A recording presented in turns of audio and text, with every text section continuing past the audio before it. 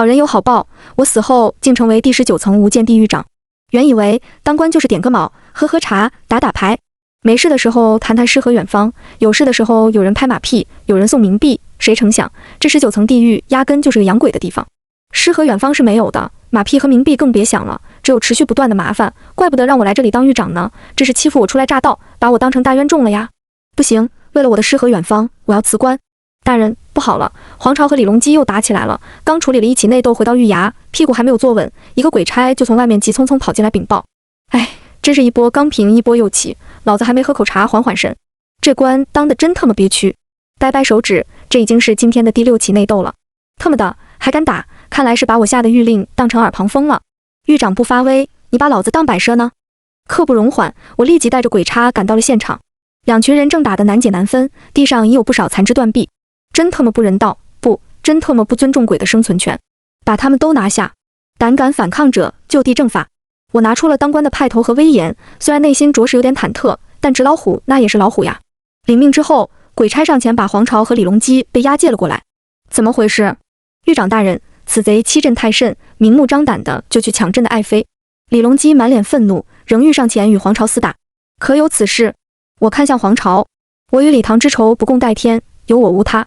这些大佬的心胸还他妈真不宽广，从阳间打到地狱，此恨绵绵无绝期啊！我也懒得再调解，全部押回衙门，禁闭10日。精疲力尽的回到狱衙，斜躺在椅子上，长长的舒了一口气，哎，终于能休息一下了。这日子什么时候才是个头啊？原以为当官就是点个卯，喝喝茶，打打牌，没事的时候谈谈诗和远方，有事的时候有人拍马屁，有人送冥币。谁成想，这19层地狱压根就是个养鬼的地方。诗和远方是没有的，马屁和冥币更别想了，只有持续不断的麻烦。怪不得让我来这里当狱长呢，这是欺负我初来乍到，把我当成大冤种了呀！不行，为了我的诗和远方，我要辞职。随即我去见了明君，表明了来意。辞职？想都不要想！你以为这是什么地方？想来就来，想走就走，门都没有。明君一脸冷漠，这还是之前我认识的那个明君吗？况且你的任命文书虽然是地府下的，但执行的却是天庭的旨意。难道你还想违抗天意？看来你还真是不知道天高地厚呀！明君是一点情面也不给我留呀！听完明君的话，我顿觉一阵冷飕飕，像是掉入了冰窟。说实话，自打上任的第1天，我就开始打起退堂鼓了。哎，要是当初就拒绝上任该多好呀！事情大概是这样的：那一日，我还阳未果，本已做好了魂飞魄散的准备，却收到了地狱的任命文书。我拿着地府的委任令来到地府，找到了明君。你是天选之人，所以快快上任去吧。也许知道我的来意，明君不等我开口就给出了答案。我有一事不明，烦请明君解惑。讲，之前我魂归阳间，所寻寄身之人，亦是地府刻意安排。你很聪明，所料不错，他们的缘分早已注定，你去了便有了变数。所幸你能秉守本心，没有破坏，也因此你才通过考验。那张大锤果真只剩下2年的寿命，还是明君在帮我？你猜？有些事心知肚明就好，不必言明。我看好你哦。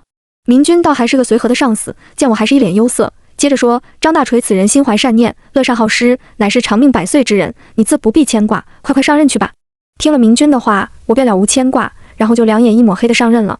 上任以后，我把衙门里的卷宗看了一遍，才真正了解了无间地狱的情况。最让我惊讶的是，无间地狱竟然不是地府的。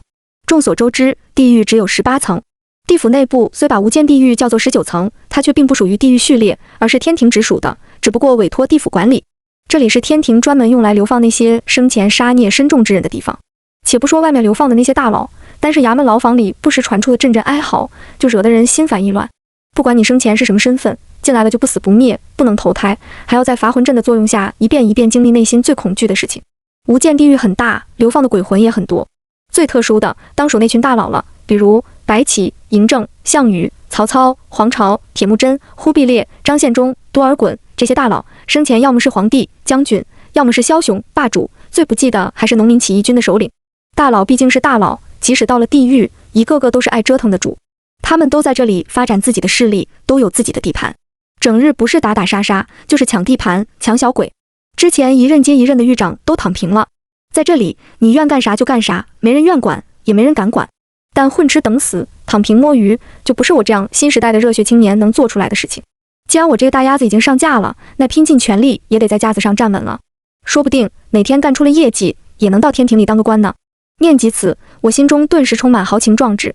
小仙女们，等着哥哥！老话说，初生的牛犊不怕虎。现在是新任的狱长不怕事，之前的狱长不敢管，现在我上任了，我来管。打定主意后，我便开始整顿无间地狱的秩序。于是我上任后的第一道谕令便发布了：即日起，禁止所有内斗，违反者严惩不贷。然而雷声大雨点小，我就这么被赤果果的侮辱了。谕令发布之后，打架斗殴、抢夺地盘不仅没有稍微消停，反而愈演愈烈。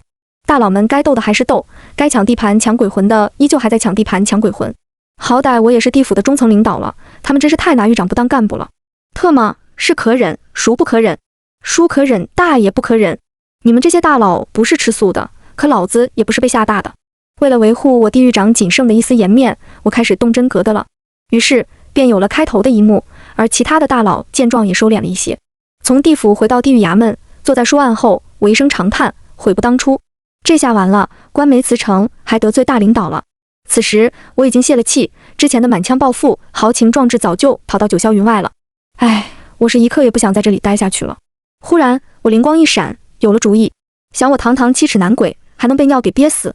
做官不能太教条呀，既然辞不掉，那就想办法被辞掉。老家有句话说得好呀，没有困难创造困难也要上。我决定了，没有错故意犯错也得把官给辞掉，得犯个不大不小的错才行。我把目光瞄向了狱衙，对，就他了，建个豪华气派的，让天庭知道我是个贪图享乐的人，这不就妥了？我在心里美美的想着，随即召集来鬼吏鬼差，向他们宣布了要重建狱衙的计划。大人，使不得呀，这狱衙已经存在了上千年了，贸然拆除恐有不妥呀，是不是请示一下明君？一个鬼吏阻止道。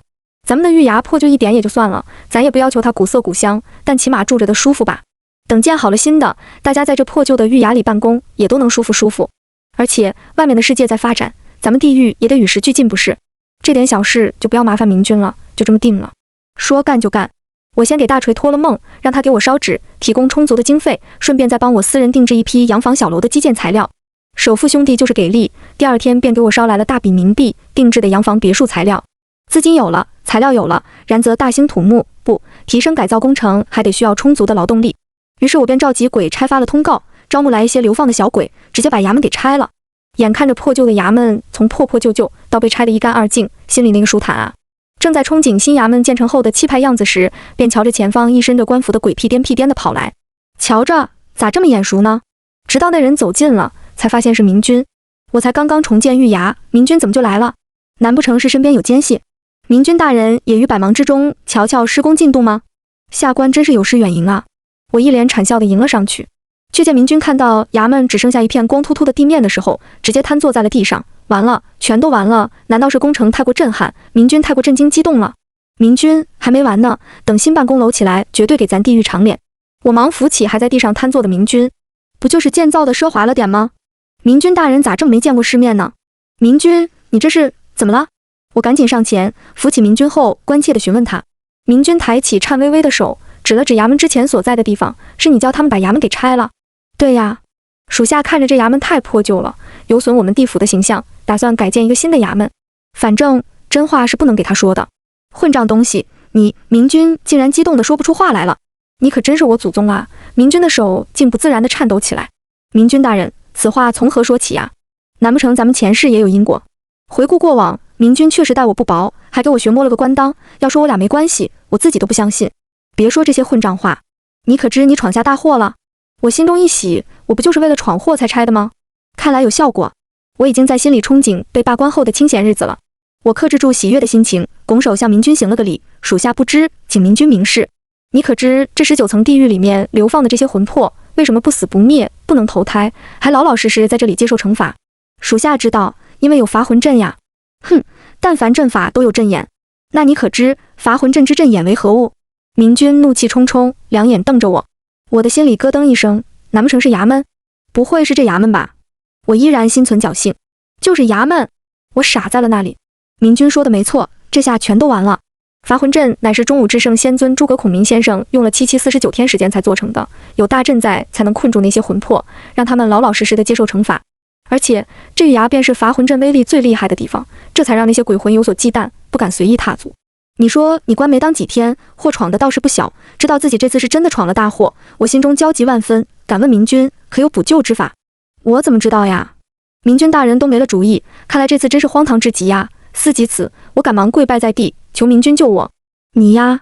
明君一副恨铁不成钢的表情，缓了缓神，沉思一番，未今之计，还是尽快去找孔明先生，问问他有何补救之法吧。随后明君告诉我，诸葛孔明死后被封为中武至圣仙尊，之后就一直跟在太乙救苦天尊身边悟道。事不宜迟，按照明君给我的信息，我来到了清华长乐界东极妙严宫，向守卫的天兵天将表明了身份，便被一个天兵领着到了一处偏殿，中武至圣仙尊就在里面，你自己进去吧。进入殿内，一名侍者正在整理书籍，看了看我，侍者手里的动作并没有停下，敢问鬼使所来何事？我把伐魂阵眼被我毁坏之事告知了神士，下官前来求见中武至圣仙尊，就是想求取补救之法。神士听完我的话，终于停下看向了我，原来就是你呀！神士一副恍然大悟的表情，此事仙尊早已知晓，不过现在仙尊已经休息了，你明日早点过来吧。说完，神士便又开始整理起了书籍。这思索一番，我正欲退出去，却被侍者拦了下来。我还以为侍者大发善心，想要为我指点迷津。鬼使大人，我问你，究竟是什么样的信念，能让你有如此惊天地泣鬼神之举？下官愚笨，还望侍者切莫见怪。听出了神士是在嘲笑我，但毕竟是来求人的，态度还是要诚恳一点的。你且下去吧。还未走出门，就听背后传来一阵大笑，真是个大傻子，哈哈，笑死了。哎，为了辞官，我这脸算是丢尽了。回到地府，向明君说明了情况。明君阴着脸没有说话，挥了挥手将我轰了出来。第二日，我又来到东极妙严宫，一回生，二回熟，这次我直奔目的地，再次见到神士。侍者，今日仙尊可有空见我？鬼使大人，今日天尊讲道，仙尊一早便去听到了。那他何时能回来？说不准。你先回去，明日再来吧。这是个什么情况？不想见我？正欲离去，却听那神士自言自语了起来。哎，仙尊非常怀念生前主公三顾茅庐被人重视的感觉，这可如何是好呀？神士这是在提点我呀。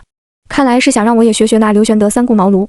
纵使是名传千古的孔明先生，看来在仙界混得也不好啊，要不然怎会拿我这个微不足道的小鬼使找乐子？细想那刘备二请诸葛亮之时，可是在冰天雪地站了一宿。还好现在没有下雪，我就诚心诚意将就一下吧。第三日一大早，神士早起清扫卫生，见到我大叫一声：呀，鬼使大人，不想你竟在这站了一宿，要不要给你准备点早饭？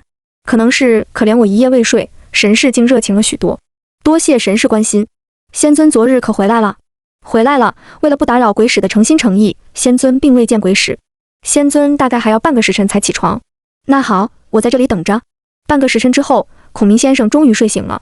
神士入内通报之后，我被请进了孔明先生的书房。见过仙尊。孔明先生用手抚了抚胡须，似乎对我三顾茅庐的态度很满意。孺子可教。你所求之事我已知晓，明君已打过招呼。想当年，主公请我出山三顾茅庐，而如今你一三顾于我，这个忙我肯定是要帮的。阵眼被毁，为保无间地狱安宁，还请仙尊指点补救之法。听闻孔明先生肯出手相助，我赶紧俯首感谢。不急，明君只知无间地狱衙门是伐魂阵的阵眼，但却也只知其一，不知其二。其实当年我布置了一明一暗两个阵眼，衙门只是明面上的阵眼，毁了也就毁了，一时半会儿对大阵影响也不大。孔明先生手摇羽扇，脸上明显飘着5个字，那都不叫事啊。诸葛孔明的名号果真不是吹出来的，心思竟如此缜密，怪不得能帮着犹如丧家之犬的刘皇叔在乱世打下一片立足之地。此时我的心里就俩字：佩服。要不然人家能成为至圣呢？至此，我悬着的心终于放了下来。但我有条件。果然，天下没有免费的午餐。仙尊请讲。答应我一件事情。什么事情？现在还没有想到，想到的时候我自会去找你。这条件怎么听着那么耳熟呢？难不成他是跟赵敏郡主学的？为了尽快恢复阵眼，我也顾不得太多了，只能答应他。那走吧，去地府。来到无间地狱，只见孔明先生口中念念有词，随手在之前衙门的位置撒下了几张符咒，符咒落地后便消失不见了。好了，你在此处继续建造衙门就行了。衙门建成之日，符咒法力自会转移到衙门，成为新的阵眼。闻言，我和明君拱手表示感谢。不仅如此，我还升级了大阵的威力和牢固性，你们安心就好。正事完毕，诸葛先生便离开了。你好好当你的狱长，不要再搞出事端了。此事幸亏补救及时，若是天庭知道，谁也保不了你。你好自为之吧。明君再次耳提面命，我连忙俯首应允。新衙门落成，既看着气派，又住着舒服。就这基建速度，还得是我们华夏，连地府都跟着了基建狂魔的基因。也得亏有了大锤的支援。本来他还想烧几个美女来伺候我的，但被我严词拒绝了。作为新时代的年轻地狱长，我要以身作则，坚决带头抵制这种不良风气。可话又说回来了，我都折腾出这么大的动静了，天庭咋还不来把我的关呢？难不成在放长线钓大鱼？还是我犯的错不够大，他们在等着我犯更大的错误，然后直接把我一撸到底？不行，我得安分几天。这天正闲来无事，一个鬼差送来地府文书，要我明日一早到地府开会。第二天，我准时来到地府大堂，跟已经来到的其他狱长打了招呼后，便坐在了最下手的位置。今天召集大家过来，是因为天庭给地府下达了任务。原来，因为大量生前作恶之人的魂魄都拘押在地狱里受刑，投胎转世的数量不够，导致阳间不孕不育的夫妻数量逐日增多，生育率屡屡下降。阳间民众对此怨声载道，民怨很快就传到了天庭。玉帝与天庭众神研究了一下，就给地府下达了鬼魂投胎转世的指标，要求降低审判标准，增加投胎转世的鬼魂数量。天庭还下令，要地府根据地狱的实际情况，安排正在受刑、已经悔过的魂魄提前投胎转世。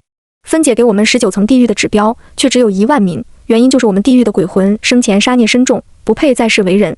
但我们第19层总共拘押了差不多有10万的鬼魂，1万的指标实在是狼多肉少呀。而且这里流放的都是大佬，都有自己的势力范围，要是名额分配的不公平，肯定会引起骚乱。我顿时兴奋起来了，把这是办砸，不正是我辞官的好机会吗？领了任务回到衙门，我召集鬼力鬼差商议名额的分配，大家都觉得难办，难办就对了，这样才能神不知鬼不觉地把事情办砸呀。我美滋滋地想着，大家还在讨论着，有提议按照进来时间长短的，有提议凭运气抽签的，还有提议每个势力平均分的。讨论正激烈之时，却听见衙门外一阵欢呼之声。随后一名鬼差来报，大人，衙外魂魄听闻可投胎转世，兴奋至极，欢呼雀跃，正在向此处集会。大人，众魂聚集必有骚乱，应早做准备应对啊。一名鬼吏提醒我。我沉思片刻，果断下令，吩咐下去，准备好拘魂锁和灭魂枪，有胆敢闹事者直接击毙，令其灰飞烟灭。不多时，衙门外便聚集了众多鬼魂，在距离衙门100米处停了下来。衙门外围有结界，没有鬼差领路，他们自己过不来。站在衙门楼顶看去，黑压压的一片，但又泾渭分明，很明显的分成了110个势力。过去传话，问他们为何聚集围困狱衙。一名鬼差领命，随后向结界处跑去。过了一会儿，鬼差回来复命，回禀大人，他们都说是听闻天庭下令，允许他们投胎转世，所以前来打探此事是真是假。还有就是什么时候才能离开这里去投胎，再世为人。消息传的倒是挺快的，告诉他们每个势力的头领前来狱衙商议投胎之事，其他鬼魂速速散去，回去等候消息。鬼差再次领命而去。而此时我也已经拿定了主意，制定一个标准，不论性别和身份，所有鬼魂一律平等。我就不信这些生前都是王公贵族、阶级思想固化的大佬能忍住不闹事。不多时，鬼差领着100多号鬼魂来到了衙门外。听闻尔等前来打探投胎之事，我可以负责任地告诉你们，确有此事。面对诸多大佬级人物，我还是有点底气不足啊。那我们什么时候才能投胎？对呀，什么时候才能离开？朕已经在这里待够了。下面嘈杂一片。肃静。本次可投胎的只有1万之数，所以叫各位前来宣布投胎转世的标准。怎么这么少？快说说标准是什么？待到安静了下来，我才又讲话。看来大家还是最关心标准，那你们听好了。此次投胎转世的名单，秉持公开公正的原则，按照进来的时间结合生前功绩，罪孽轻重进行评价打分。进来时间长的、功绩大的，罪孽轻的分值就越高；时间短的、功绩少的，罪孽重的分值低。此次评价不论性别和身份，所有鬼魂一律平等，不管你生前是平民百姓还是王公贵族，唯得分高者入选。入选的名单会向所有人公开，所以你们回去等消息吧。我话还没说完，衙门外便人声鼎沸了。凭什么让那些贱民转世投胎？朕不服！一人在叫嚣着。哈哈，终于有大佬闹事了。谁不服？站出来！又有一个声音传来。咦，竟然是李自成。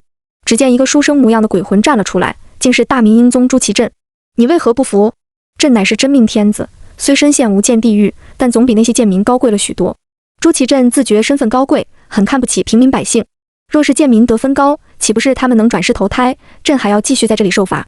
你放屁！若是没有我等穷苦之人，你何来锦衣玉食？又何来高贵？李自成怒斥道。对，就这样继续闹下去，这样我才有机会辞官呀。李兄说的对，天下之人生而平等，哪有高低贵贱之分？何况你大明百姓生活之苦，你可曾了解？你有何脸面不服？又有一人站了出来，竟是杀人魔头张献忠。你们，我朱祁镇竟被对得哑口无言了。这哥俩竟坏我好事！哼，坏人！诸位，听我说一句，在这里，狱长大人是官，我等生前身份再高，到了地府也是狱长大人治下之魂。又一个人站出来的，竟是嬴政。狱长大人说了，要制定一个一视同仁的标准。既然如此，我等也不便忤逆，不妨就按照狱长大人的标准，以前世的是非功过，决定能否有投胎转世的机会。我觉得狱长大人这个主意对大家最公平了。诸位意下如何？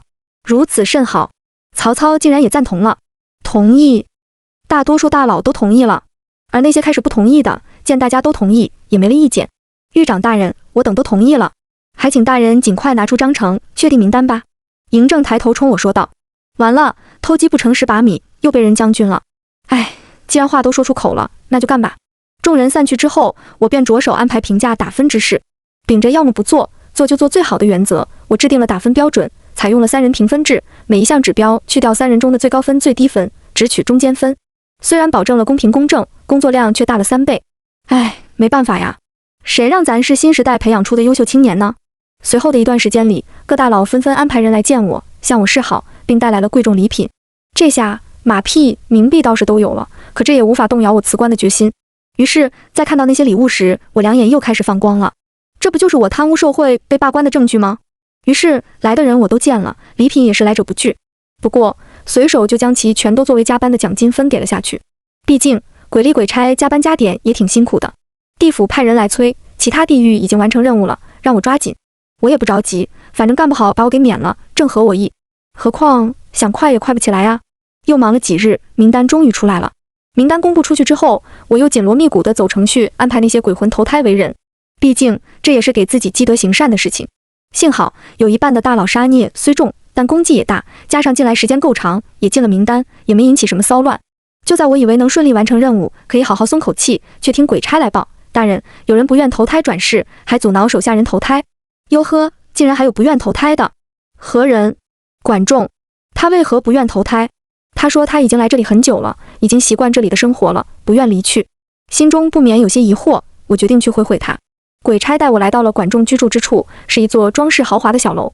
抬眼望去，楼上牌匾女娼2字甚是醒目，不愧是世界官妓之妇呀，到了这里还在开妓院。大人前来所为何事？听闻我来了。管仲出门迎接。听闻你不愿意投胎再世为人，所为何故？回大人，只是在此生活过久，有些舍不得，而且在这里没有生老病死，再世为人也不过短短数十载而已，还是要下来，何必折腾呢？他说的倒也在理，但我也有杀手锏，可在这里却要时时经历心中最恐惧之事，难道你对此不怕吗？管仲神情一凛，怕，但也正因如此，说明我还没有克服此种恐惧，换言之，我的罪还没有赎完，所以我还不想出去。那你的恐惧是什么？管仲犹豫片刻，最终还是说了出来，我管仲养无愧于天，俯无愧于地，只是每每想起我那叔牙兄，总是对他心存愧疚。想想也是，鲍叔牙对管仲可真是没话说。那你又为何阻拦别人投胎转世？回大人，我阻拦之人均是女娼中人，他们都卖身于我了，是我的私有财产，而且都是些女人，即便投胎为人又有何用？我盯着他说道，不，你错了，你可知现在的社会跟你那时代不一样了，现在男女平等。一位伟大的领袖曾说过，女人能顶半边天。现在这个时代，女人也可以做官、经商、当老师、研究学问，很多女人的成就不亚于男人。管仲一副不可思议的样子，果真如此？那当然了，现在的社会还出台了专门的律法保护女性权益，每一名女性都是自己的主人，不是别人的财产，而且其他人也不能强迫女性做她不想做的事情，尤其是胁迫出卖身体这种事情。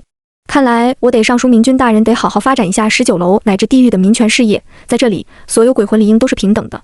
你这里的这些女人也都是一些苦命的人，不论她们之前做过什么大奸大恶之事才卖身于你，在这里的这些年她们已经受过惩罚了，你应该让她们投胎转世，去享受一下自由和平等，感受一下新世界的美好。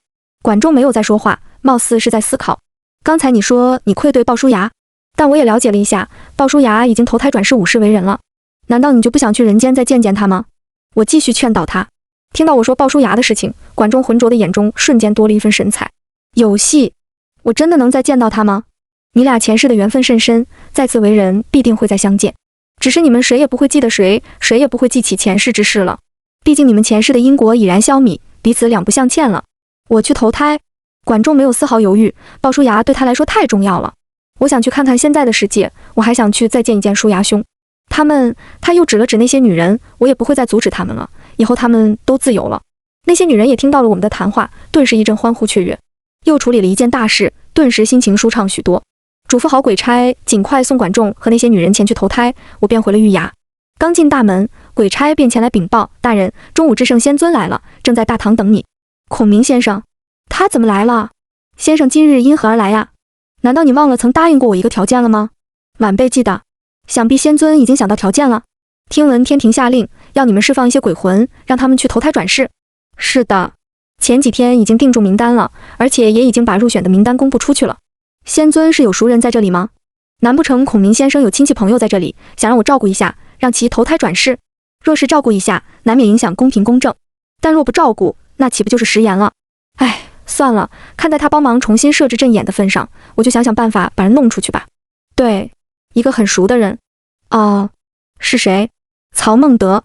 原来是曹操呀，这我就放心了，他本来就在名单上。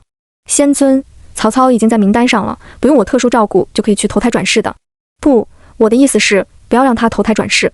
孔明先生一阵咬牙切齿，我顿时感觉头大。为何？你应该知道，我主公刘备乃是汉室血脉，那曹贼窃取汉室江山，主公用尽一生去光复，最终却饮恨而终。主公驾崩之时，因没有消灭曹贼而死不瞑目。主公对我有知遇之恩，每念及此，我都愧对主公。我要让曹贼永世不得超生，在此间受尽折磨和痛苦。孔明先生一脸狰狞，疯了一样，丝毫没有了之前所见的仙风道骨。仙尊，我们这次选定投胎转世之人，始终是公开公正。根据我们制定的标准，那曹操得分甚高。若是取消了他投胎转身的资格，于情于理不合，有损地府信誉，恐将引发骚乱。虽然我不想当官了，但涉及别人切身利益的事情，我还是有原则的。这有何难？他得什么样的分数，还不是你们说了算吗？或者就说有人举报他行贿了鬼差，故意加了分。再说了，把他的这个名额给别人，那人也会对你感恩戴德。至于骚乱，有阵法在，他们翻不起什么浪来。孔明先生轻描淡写，这还是历史书上的那个诸葛孔明吗？可这样做对曹操来说也太不公平了吧。对于他的话我很是反感，规则一旦制定就应遵守，怎能因私人恩怨朝令夕改？这里是无间地狱，哪来的公平？这里只有弱肉强食。收起你的慈悲吧。孔明先生歇斯底里冲我大吼起来，你答应我这个条件，咱俩就两清了。再者，我悄悄帮你加固阵法，算是你的大功，届时天庭必有奖赏。而且你破坏阵眼之事，恐怕天庭还不知道吧？是明君给你压下来了的吧？若是叫天庭知道了，你应该能够想到后果。孔明先生威逼利诱，连哄带吓，逼着我答应。我顿时心花怒放，这是刚打瞌睡就有人来送枕头吗？你快去天庭告我吧。随即我又想到，若是只是我一人之责，我承担了便是。可天庭若追究明君包庇之责，我的心里实在是过意不去。顿时我又被浇了一头凉水。你考虑一下，我明日再来。孔明先生走了，留下我一人在那里愁眉苦脸。难不成真的答应他吗？可那样做了，心中所坚持的公平正义何在？可若不答应他，我是解脱了，明君怎么办？想什么呢？这么入神。一个声音传来，原来是明君。明君今日前来有何指示？我把迎接明君入座。这次释放魂魄转世投胎之事，你这里做得不错，可为典型榜样。我已撰了文书，替你向天庭请功。啊，哦，属下多谢明君提携。我有点出乎意料了。我本意是想把事情搞砸了被免官的呀。不用客气，我很看好你的。说完，明君话题一转，接着问我，听说孔明先生来过了？是的，他来是因为……我便把刚才之事原原本本的告诉了他。那你是什么意思？明君问我。属下尚未考虑好。趋利避害乃人之常情，我们虽为地府主宰，同样有所顾忌。怎么选择，你自己决定，我不过问。但不要忘记我曾给你说过的24字谶语。明君说完便离开了。是。我俯身恭送明君离开，脑海里萦绕着明君之前对我说过的话：逆增上缘，顺增下缘，有求皆苦，无欲则刚。但行好事，莫问前程。因为坚守本心行好事，我才成了这狱长。如今被人抓了小便，若坚守本心行好事，问责丢官正合我意，但连累了明君，就太过意不去了。难不成这就是天道有轮回？我一下子想起了大锤和小美，还有宁宁。